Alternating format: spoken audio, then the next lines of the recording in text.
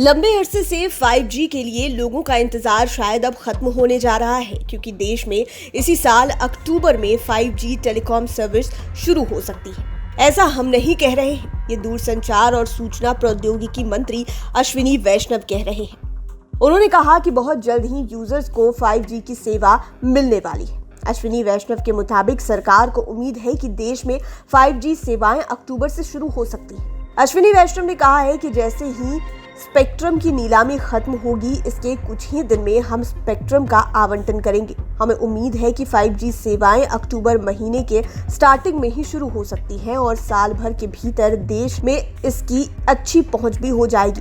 मंत्री ने कहा है कि 5G की शुरुआत कई भौगोलिक क्षेत्रों के मुकाबले में भारत में सबसे तेजी से होगी। उन्होंने कहा कि हमारा मानना है कि कई अन्य भौगोलिक क्षेत्रों की तुलना में हम कहीं अधिक तेजी से 5G की शुरुआत करने में सफल रहेंगे। इसकी वजह यह है कि हमारी कई अन्य लागत नियंत्रण में है। देश में 5G स्पेक्ट्रम के आवंटन के लिए नीलामी प्रक्रिया में अभी तक 1,49,855 करोड़ रुपए मूल्य की बोलियां लगाई जा चुकी हैं। स्पेक्ट्रम नीलामी में रिलायंस जियो और एयरटेल की मौजूदगी का रिजल्ट कहीं ये तो नहीं होगा कि इन्हीं दोनों का क्षेत्र पर अधिकार बना रहे। इस पर मंत्री ने कहा कि ऐसा नहीं होगा, क्योंकि जो सुधार किए गए हैं उससे दूरसंचार उद्योग में स्थिरता आई है और यहाँ हेल्दी कंपटीशन है। सरकार इसके लिए 2 कंपनियों का अधिकार बना रही है। सितंबर में जो सुधार किए गए थे उससे उद्योग में अच्छी स्थिरता आई है।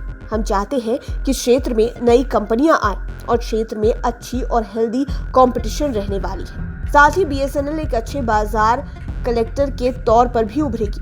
उन्होंने कहा कि सरकार पूरे कानूनी स्ट्रक्चर को बदलने की प्लान बना रही है, जिससे दूरसंचार उद्योग सुगमता के साथ विकसित हो सके।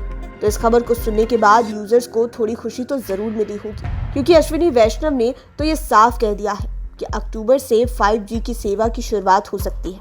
आपको बता दें कि 4G के मुकाबले 5G टेक्नोलॉजी ज्यादा बेहतर इंटरफेस के साथ आएगी। यहाँ 4G में 150 Mbps तक की अधिकतम स्पीड मिलती है, वहीं 5G में 10 Gbps तक डाउनलोड स्पीड होने की बात कही जा रही है। यानी कि यूजर्स 5G स्पीड के साथ एक पूरी HD फिल्म को महज कुछ सेकंड में डाउनलोड कर पाएंगे। वहीं अपलोड के मामले में 4G नेटवर्क पर 50 Mbps अपलोड स्पीड की तुलना में 5G नेटवर्क 1 Gbps तक अपलोड स्पीड मिलने का अनुमान है। इसके अलावा 4G की तुलना में 5G कहीं ज्यादा डिवाइसेस से कनेक्ट कर सकता है। 5G को स्मार्टफोन की तुलना में कई दूसरी तरह के डिवाइसेस को जोड़ने के लिए भी डिजाइन किया गया है। लाइव सिटीज के लिए खुशबू की रिपोर्ट। अगर अभी तक आपने हमारे चैनल को सब्सक्राइब नहीं किया है तो जरूर कर लें। ये वीडियो फेसबुक पर देख रहे हैं तो पेज को लाइक करें। आप हमें ट्विटर पर भी फॉलो कर सकते हैं। धन्यवाद।